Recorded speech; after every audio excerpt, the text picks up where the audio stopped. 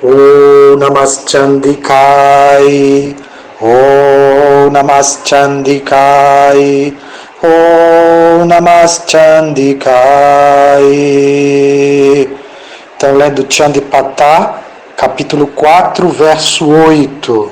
Ó divina deusa, em todos os sacrifícios, vós sois a palavra Swaha, eu me entrego, por cuja pronunciação todos os deuses alcançam a satisfação. Além disso, vós sois realizada por todas as pessoas como oblações de louvor aos ancestrais, Swadha, a causa de satisfação dos ancestrais. Então aqui o Devi Mahatmya ele nos está apresentando um pouco da cultura védica.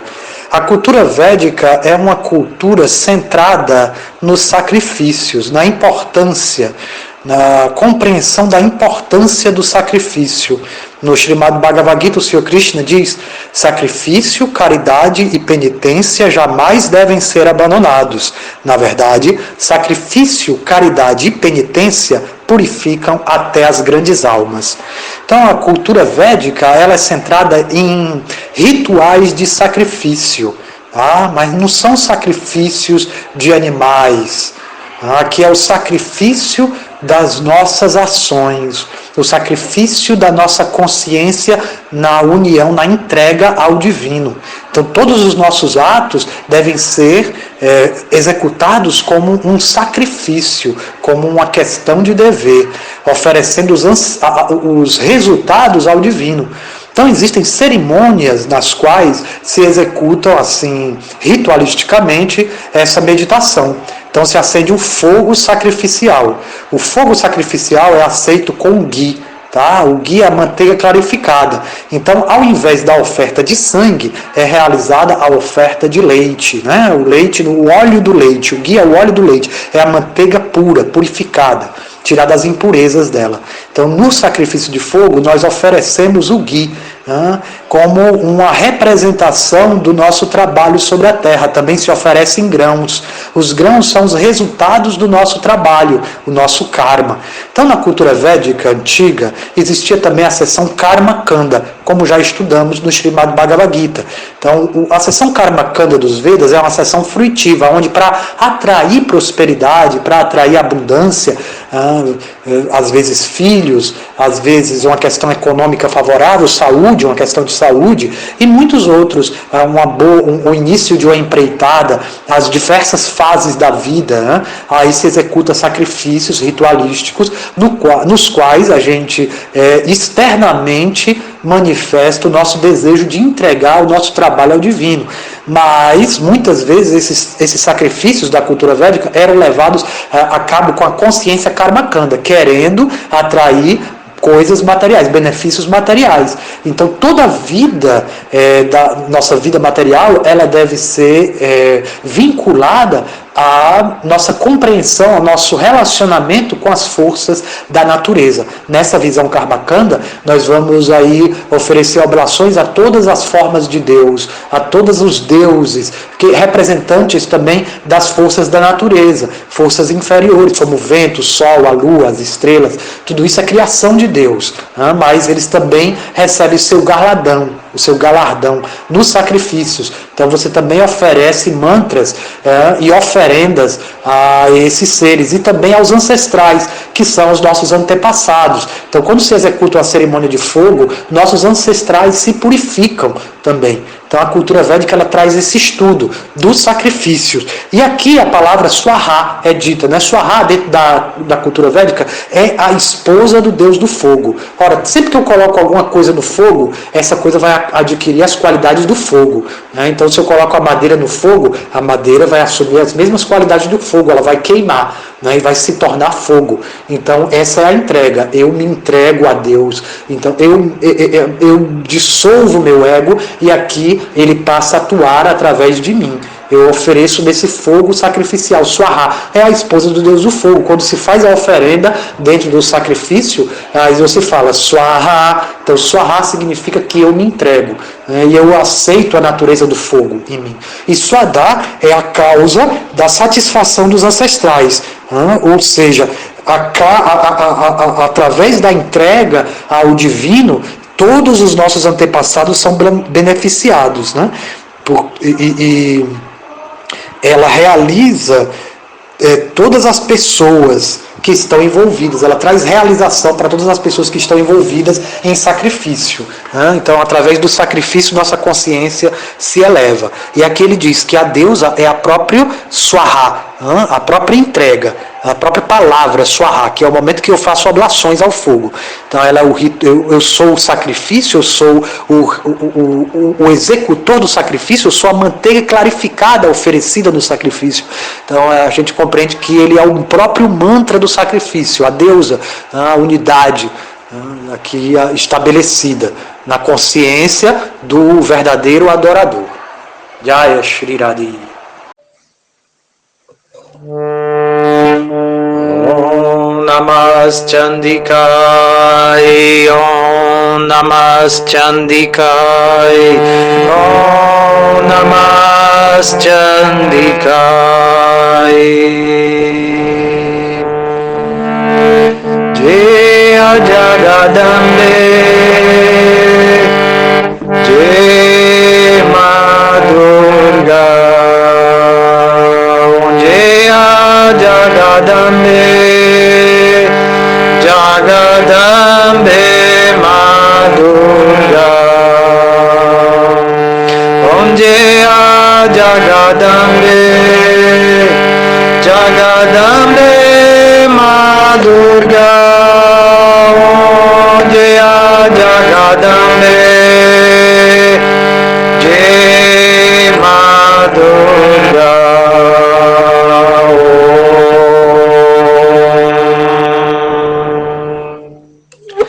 Então, lendo Chandipata, capítulo 4, verso 9. Os deuses estão orando a mãe do universo. Então, os deuses aqui, eles representam os diversos poderes da natureza. As ações que são levadas a cabo dentro da criação universal.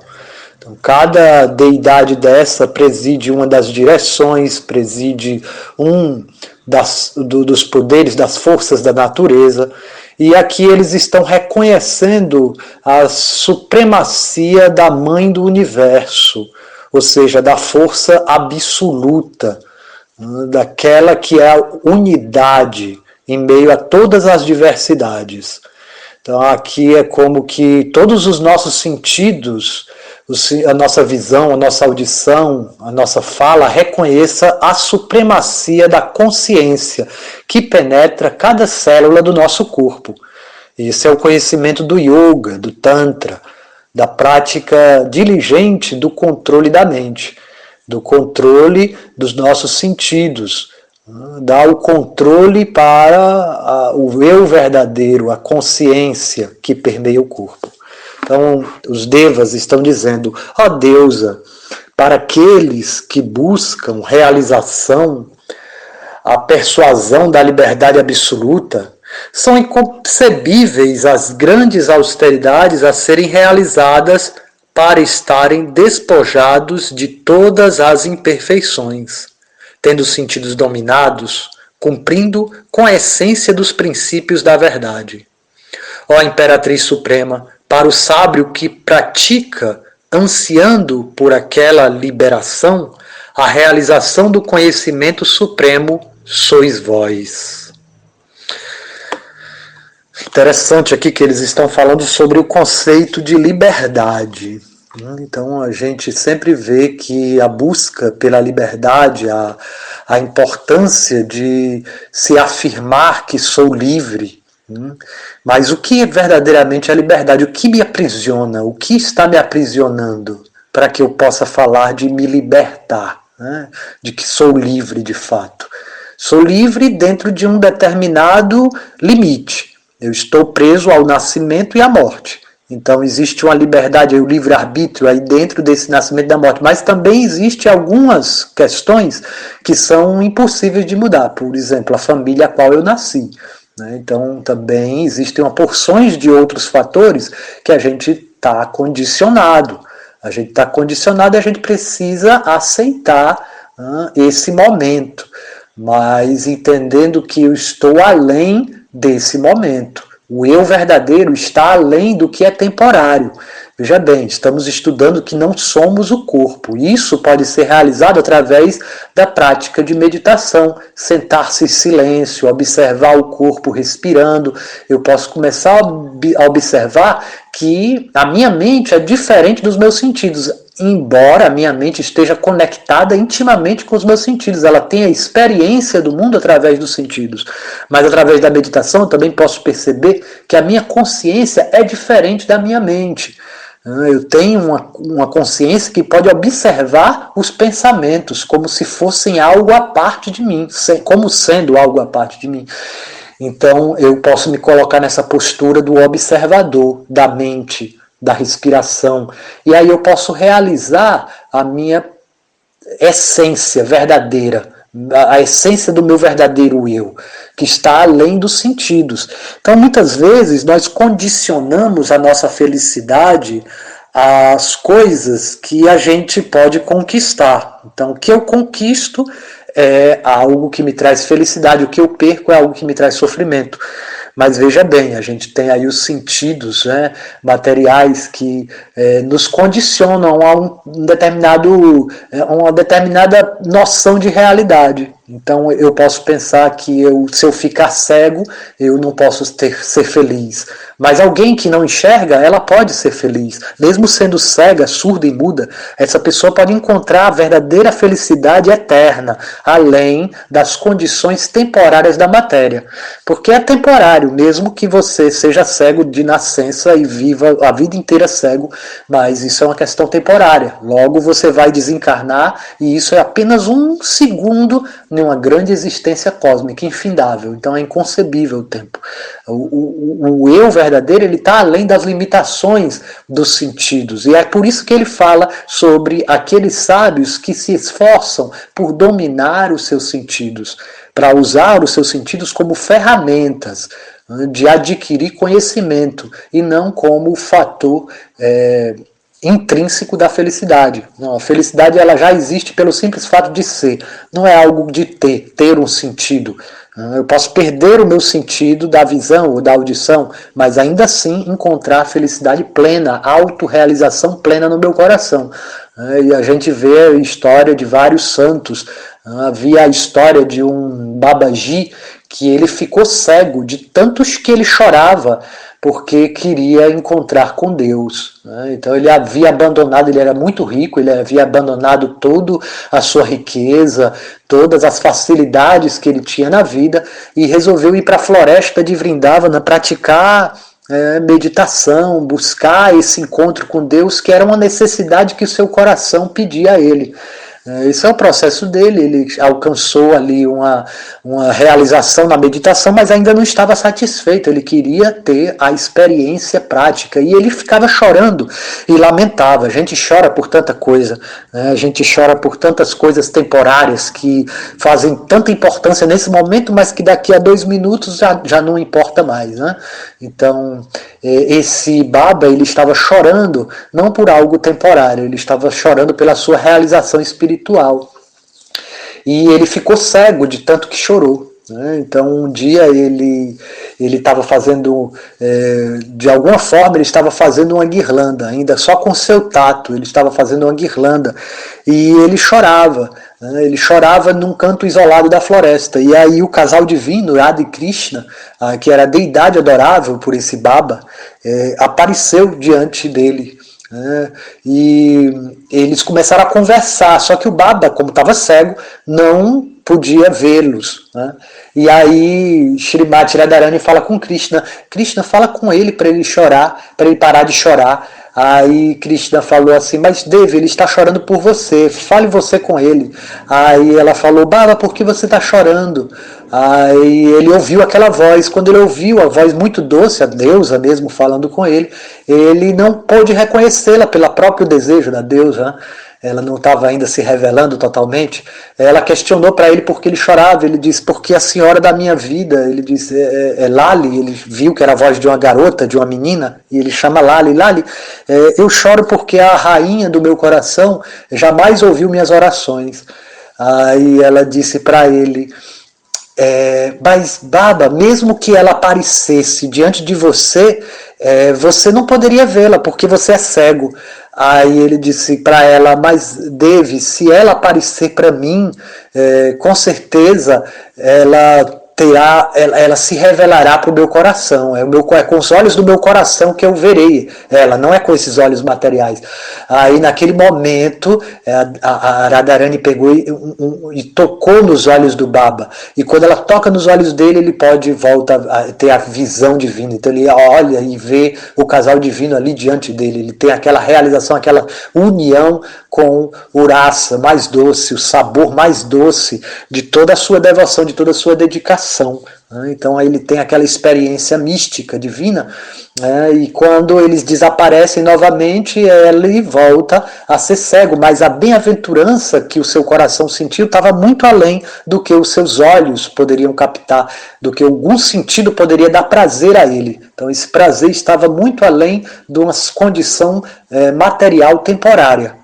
A realização do eu, ela independe da nossa condição física, social, econômica, né? Então, está muito além. A realização plena do nosso espírito, ela está além de conquistas e posses materiais. Inclusive os sentidos, o corpo é uma posse material, né?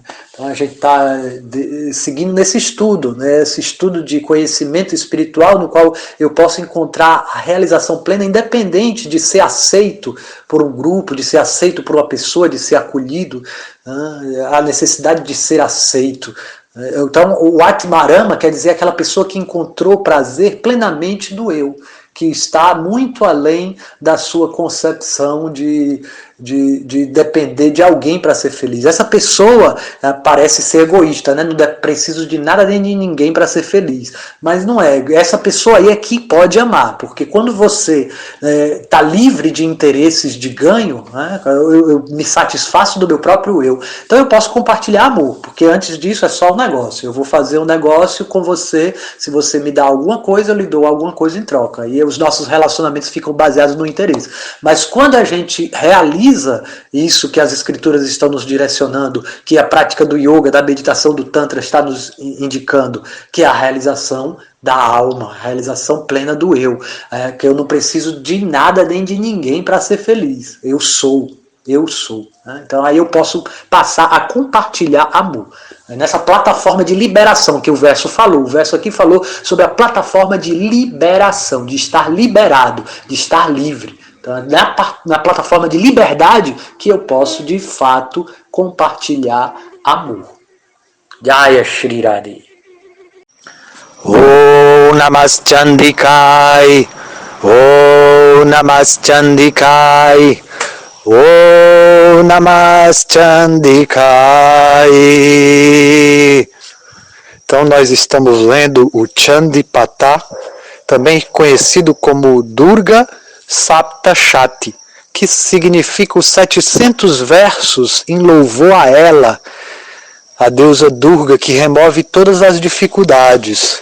Chandipata são os tópicos a respeito da deusa Chandi, a que curva suas sobrancelhas no campo de batalha contra o exército de pensamentos.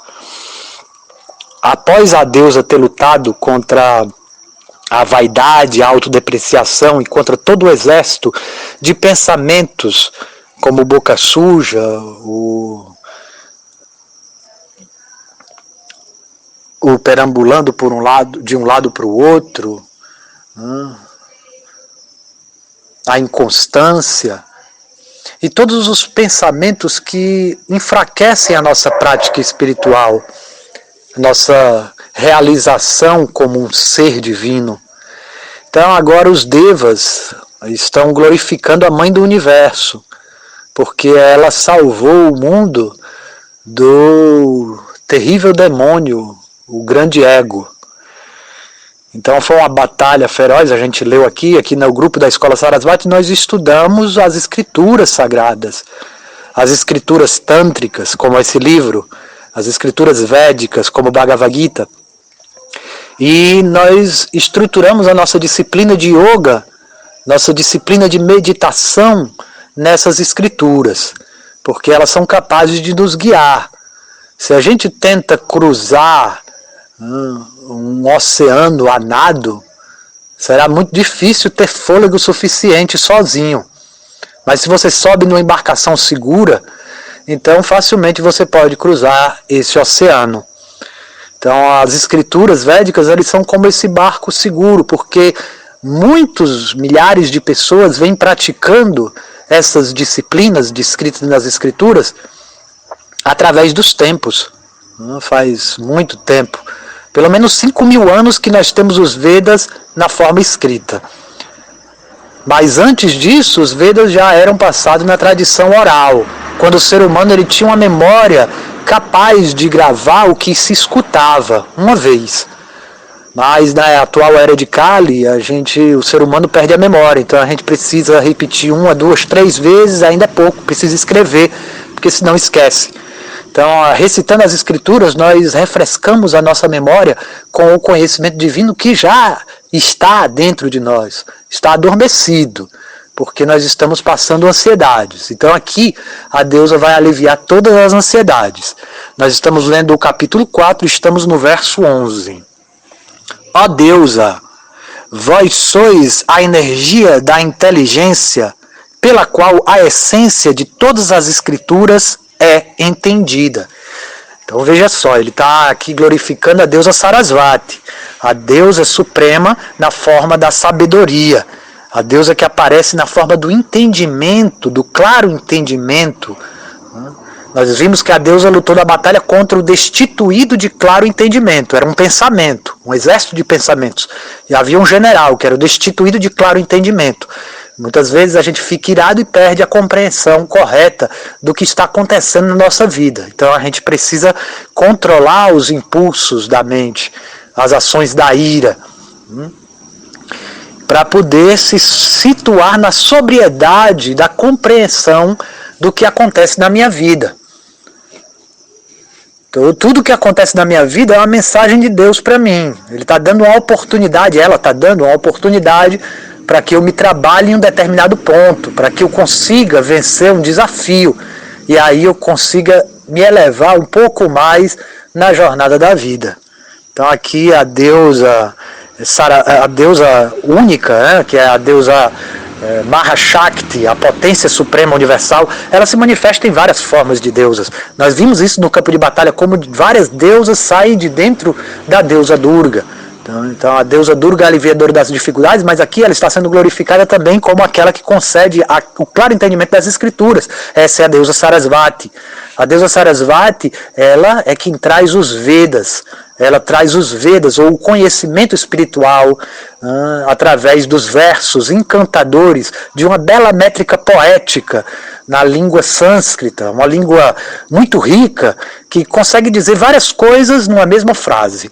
Então existem vários significados em cada verso poético, muito bem composto, muito bem trabalhado, uma bela estética de rimas, que é muito complexo de se fazer. Para quem estuda um pouco de sânscrito, entende que fazer uma poesia em português exige da gente assim uma habilidade, mas uma poesia em sânscrito exige uma bênção da deusa Sarasvati. A deusa Sarasvati, ela traz o sânscrito, que é a primeira escrita da humanidade, o Devanagari, o alfabeto dos deuses. Então a compreensão desses mantras, a gente pode pronunciar os mantras em sânscrito, né? Esse mantra aqui está dizendo Medashi Devi Vidita Kila Sastra Sara Durga Durga Bhava Sagara Nausaran Sangha. Então a gente vai estudando sânscrito e ele vai abrindo algumas partes do nosso intelecto que estão além da compreensão material. O intelecto aqui espiritual é chamado Buddhi, aonde vem a palavra Buda, que é iluminado. Então a deusa Sarasvati, ela traz o conhecimento espiritual e ela traz a compreensão pela qual você pode compreender essa mensagem, acessar essa mensagem dentro de si, porque a compreensão não é intelectual, é quando realmente vira aquela chave e a gente entra na dimensão superior. Então ela está glorificando aqui a deusa como ela que traz a chave do entendimento das escrituras. Tá? As escrituras, a gente sempre pronuncia um mantra antes de ler. Cada escritura tem o seu mantra. Aqui a gente está recitando Chandipata, a gente cantou o mantra Om Namah Chandikaya, reverenciando a ela, a deusa de sobrancelhas curvadas. Então aqui ele está dizendo, os deuses estão dizendo, ó deusa, vós sois a energia da inteligência pela qual a essência de todas as escrituras é entendidas. Então reverenciando aqui a deusa da sabedoria, que revela o conhecimento espiritual. Então a deusa Sarasvati, ela traz isso, ela traz a riqueza do conhecimento nas escrituras reveladas, nos Vedas, nos Tantras. Tantra, entre muitos significados, significa também escritura. Então, como a deusa que alivia as aflições, então a deusa Durga, quer dizer que ela remove as dificuldades. Então, como a deusa que alivia as aflições, que alivia as dificuldades, vós sois o barco que leva os aspirantes através do oceano de dificuldades dos pensamentos mundanos, libertando-os das ligações materiais. Então aqui ele está dizendo que a deusa Durga é o barco seguro. Então, como a gente estava falando, cruzar o oceano sozinho é muito difícil. Fazer uma meditação no vazio é algo que é desejável, mas que é muito difícil. Então, e na verdade esse é apenas o primeiro passo de uma meditação mais profunda. Então a deusa, ela é como um barco seguro que nos ajuda a atravessar as aflições materiais, nos libertando das falsas ligações, das falsas identificações. Então diz assim, vós se manifestais como a deusa da riqueza. A deusa da riqueza é Mahalakshmi. Então vós se manifestais como a deusa da riqueza, no coração da consciência. Então a consciência que tudo permeia é o Senhor Vishnu, que é o esposo da deusa da fortuna Mahalakshmi. Então, a deusa da fortuna, muitas vezes as pessoas buscam para ter riquezas materiais, mas a deusa da fortuna, ela é Chanchalan, ela é muito inquieta, ela nunca para muito tempo em um canto. Você vê que o dinheiro ele sempre precisa estar circulando, essa é a energia da deusa da fortuna. Ela nos faz entender isso como o amor é que precisa circular. Para o amor crescer, ele precisa circular, assim como o dinheiro. O dinheiro também, ele para render, ele precisa estar circulando, parado ele não rende. Então, da mesma forma é o amor. Então, a verdadeira riqueza é o amor divino. Por isso ele diz que ela se manifesta como a deusa da verdadeira riqueza no coração da consciência. Então, ela faz o compartilhar, ela traz o compartilhar. Então, para se realmente obter as bênçãos da deusa da fortuna, devemos agradá-la. E para agradá-la, devemos adorar a consciência suprema, Vishnu, Narayana, que é a consciência que tudo permeia, o refúgio de todos os seres, que habita no coração de todos os seres. Então ela se manifesta como a deusa da riqueza no coração da consciência, quando ela luta contra as ânsias da necessidade. Então, as necessidades que julgamos ser necessárias, muitas vezes são necessidades artificiais, criadas pela nossa mente. À medida que a tecnologia vai avançando, nós vamos tendo necessidade de ter vários novos produtos ofertados pelo mercado. Quem vive hoje sem um celular? É necessário. Há 20, 30 anos atrás não era necessário ter um celular, nem existia isso, mas hoje em dia é uma necessidade básica. Então são necessidades que a nossa cultura humana vai criando de acordo com o dito avanço. Mas avanço verdadeiro não é ter uma facilidade para comer, dormir, se defender ou se acasalar, que são as atividades dos animais. O avanço verdadeiro é estar acima das necessidades de comer, dormir, se defender e se acasalar, que são necessidades temporárias do corpo. A verdadeira avanço é se libertar dessas necessidades e encontrar a satisfação plena na alma, no eu. Claro que passo a passo, vida espiritual é passo a passo, não adianta colocar o carro na frente dos bois, a gente precisa andar devagarinho, sabendo que a caminhada é longa e que quanto mais eu andar tranquilo, não parar, mas andar tranquilo, eu vou poder saborear as paisagens, saborear cada momento da viagem. Viajar é muito prazeroso, viajar com pressa só traz ansiedade, medo, Então, aqui ela está dizendo que a deusa da fortuna, da verdadeira riqueza, se manifesta no coração da consciência. Quando a consciência, quer dizer, quando Narayana, quando o Senhor Vishnu luta contra os demônios das ansiedades causadas pelas necessidades. Aí se refere a um passatempo muito belo, que é quando o Senhor Vishnu destrói o demônio Madhu e Kaitaba. O muito e o pouco. São os dois extremos das necessidades. Eu quero ter muita coisa ou eu tenho medo de ter muito pouco. Então isso causa ansiedade. Então aqui a deusa da fortuna, da verdadeira riqueza, ela nos liberta dessa ansiedade. Tá bom? Quando ela aparece no coração, ou seja, ela é a Shakti, ela é a potência de força do Senhor Vishnu para derrotar esses demônios, do muito e do pouco. E nos liberta das ansiedades por necessidades artificiais. E como a deusa da luz, Gauri, para o Senhor Shiva, que é o grande reciclador do universo. Ele faz esse serviço aí, somente Deus poderia fazer esse serviço. Ninguém mais conseguiria aguentar tanta energia densa para transmutar. Então o Senhor Shiva é o transmutador, o destruidor. Quando ele chega no tempo certo, ele destrói o que deve ser libertado do apego material.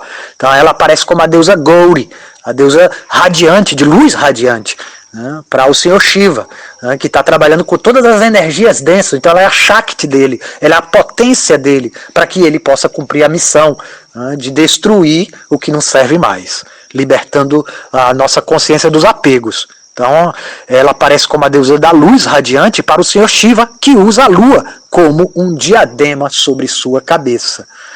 Então, o Senhor Shiva se enfeita com a lua tem várias fases, ela escurece, ela novamente se torna clara. Então, ela traz esse ensino, do ciclo do tempo. Por isso a gente segue aqui o calendário lunar, para que a gente possa se situar na cosmologia do espírito, da viagem do espírito nesse mundo, se desenvolvendo e novamente desaparecendo, nascendo, se desenvolvendo, se mantendo e novamente desaparecendo. É o ciclo do tempo, criação, manutenção e aniquilação. Jaya Shri Radhe.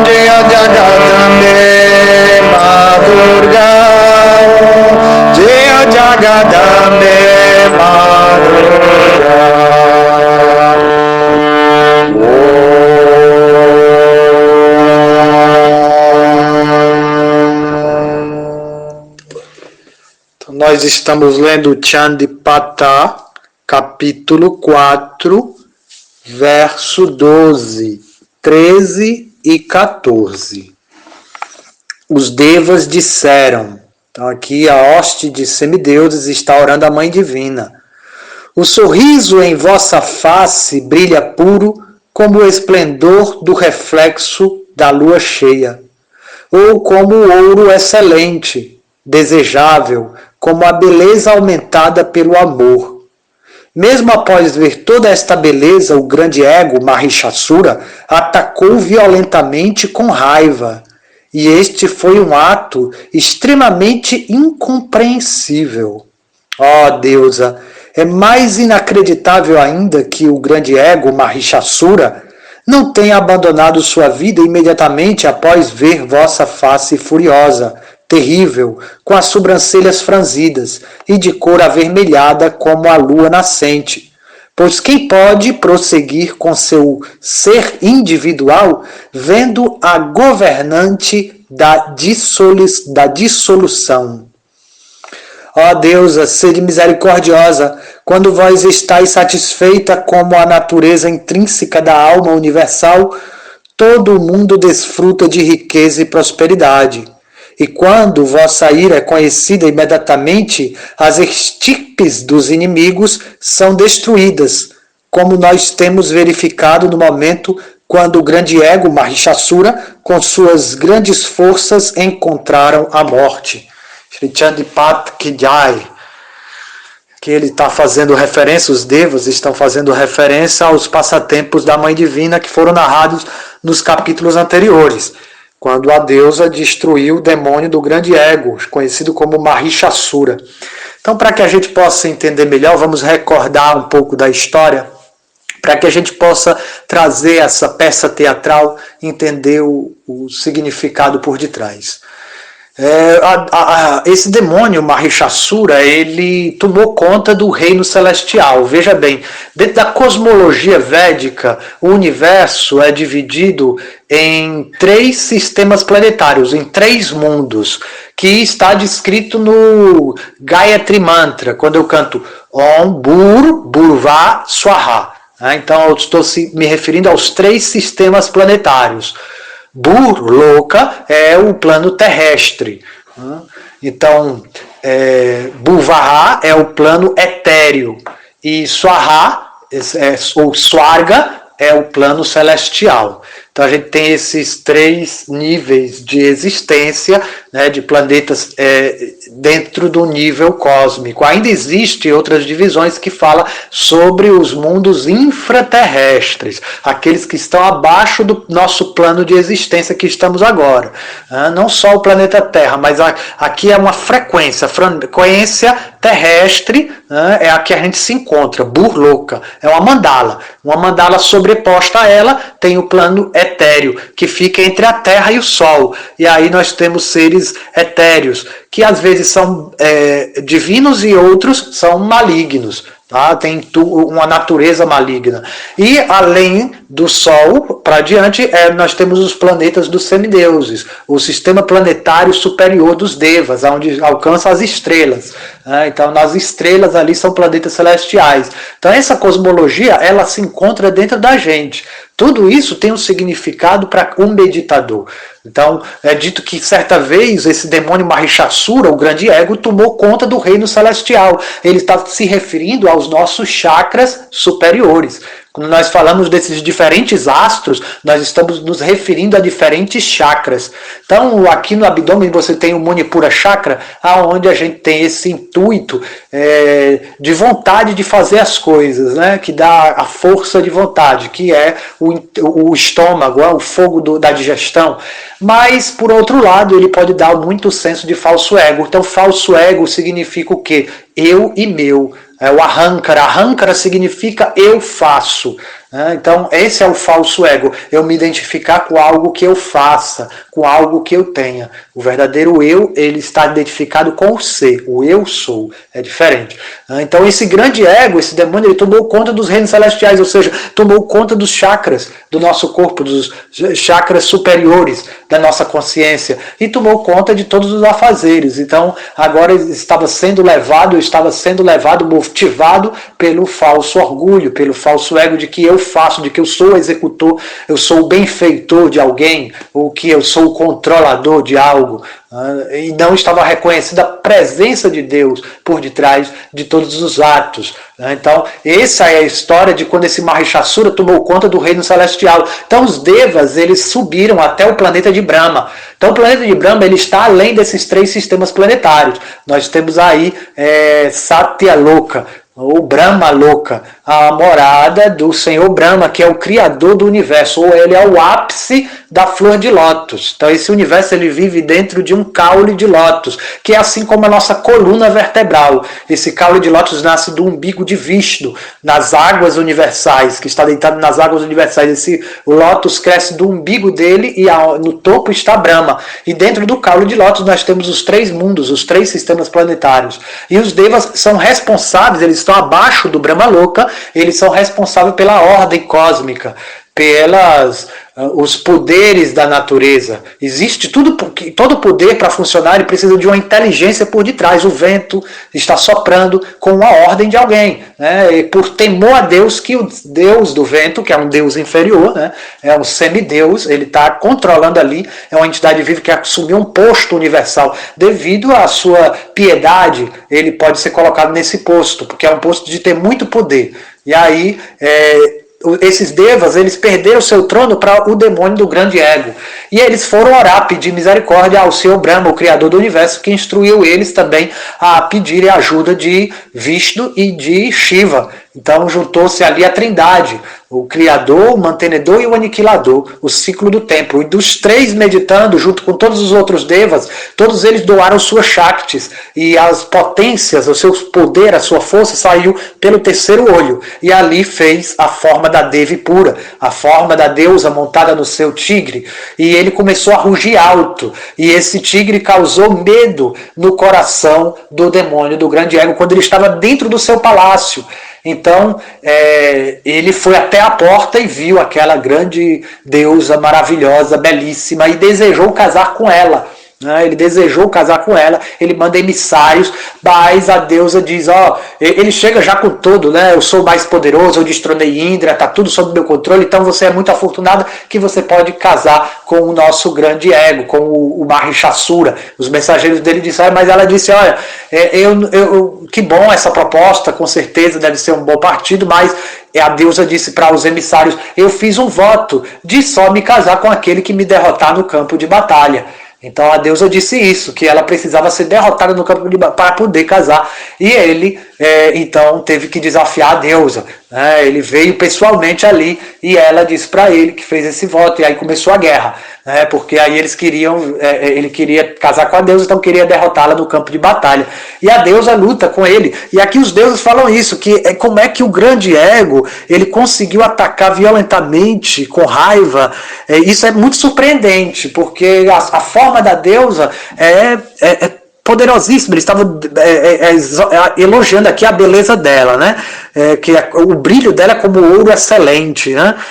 Como a beleza aumentada do amor mais puro. Então, como é que ele conseguiu atacar com raiva? Né? Então, esse é um passatempo. Isso é um passatempo. Passatempo quer dizer que, devido à ilusão, aquele ser achou que poderia vencer a deusa. E aquilo estava dando prazer a Deus, uma boa luta. Né? Então, ela está ali aproveitando cada parte do nosso ego. O nosso ego, ele luta contra a entrega. Né? O ego não quer se entregar. Logo ele pensa que vai morrer se entregar, né? Então o ego ele não quer, ele quer lutar. E a deusa, a Kundalini Shakti, despertando a devoção no nosso coração, ela vai limpando o ego, né? De forma que ela vai ocupá-lo a serviço dela. Então esse demônio, mesmo quando estava lutando contra a deusa, ele estava ocupado a serviço da deusa, mesmo sem saber. Aquela atitude diferente da devocional, porque é uma atitude que visa cometer alguma coisa negativa contra a deusa, mas está dando prazer à deusa, sim, está dando prazer a ela e ela está se divertindo. Então, todos no final das contas estão servindo a ela, mesmo que não saibam. Então ele vai ser purificado aqui na dança. Então os deuses, eles falam assim que é inacreditável ainda mais que o grande ego não tenha abandonado a vida imediatamente após ver vossa forma, que é a própria dissolução universal, a dissolução do ego. Então alguém pode dizer, eu não acredito em Deus, mas da morte não dá para duvidar, a morte está vindo. Então essa é uma forma que Deus aparece, que a deusa aparece para o materialista, aquele que não tem fé, né? Que ela aparece como a morte, que tudo devora. Então eles estão dizendo que isso tudo é muito inacreditável, todo esse passatempo, né? Porque é um passatempo divertido da deusa, ela está se divertindo ali, purificando o grande ego, né? Mesmo que ele não entenda isso que ela está fazendo, ela na verdade está curando ele com o amor divino. Ao dissolver o falso ego, ela está libertando o verdadeiro eu. Então, o que aconteceu foi que a deusa mata o Mahishasura, ela destrói ele.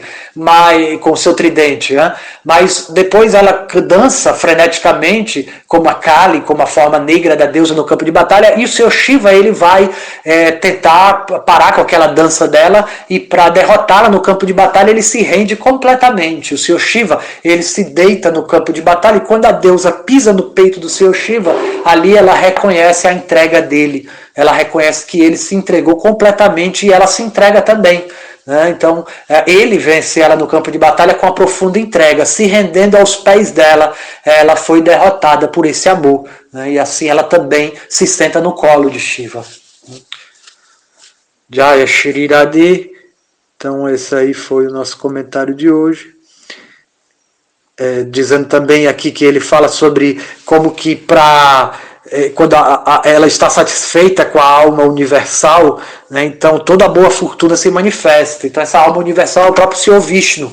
Então Vishnu está no nosso coração. Vishnu é o mantenedor da existência, é o eterno presente. Por isso ele é a forma eterna de Deus. O Senhor Vishnu, ele é o esposo da deusa da fortuna. Então quando a gente consegue essa identificação com o divino, aí o casal divino se manifesta na nossa própria vida, no nosso próprio ser. Assim ensinou o Senhor Chaitanya Mahaprabhu, sendo a encarnação combinada de Radha e Krishna. Ele nos ensina esse aliar do casal divino dentro do nosso ser. A forma da mãe Kali pisando no peito de Shiva, atraindo ali o ritual de entrega, e agora a deusa da fortuna se manifestando seus passatempos juvenis, seus passatempos cheios de majestade, de opulência. Então aí ela traz uma outra faceta da deusa, porque quando ela está irada, aí os inimigos conhecem seu desfecho. Então aí ela destrói os demônios, os pensamentos demoníacos, a limpeza. Mas depois que limpou o ego, aí ela se une ao seu amado Shiva, ao verdadeiro eu, ao Senhor Narayana, a deusa da fortuna aqui, quando ela está satisfeita. Então aí vem os primores, além daquela luta, daquele campo de batalha da deusa Kali, nós temos aí a morada universal de Vaikunta, a morada da deusa da fortuna, a morada sem ansiedade, sem medo, sem inimigos, que não existe guerra, apenas amor. Então esse aí é o nosso objetivo último, encontrar o casal divino unidos dentro do nosso ser. Jaya Radhe.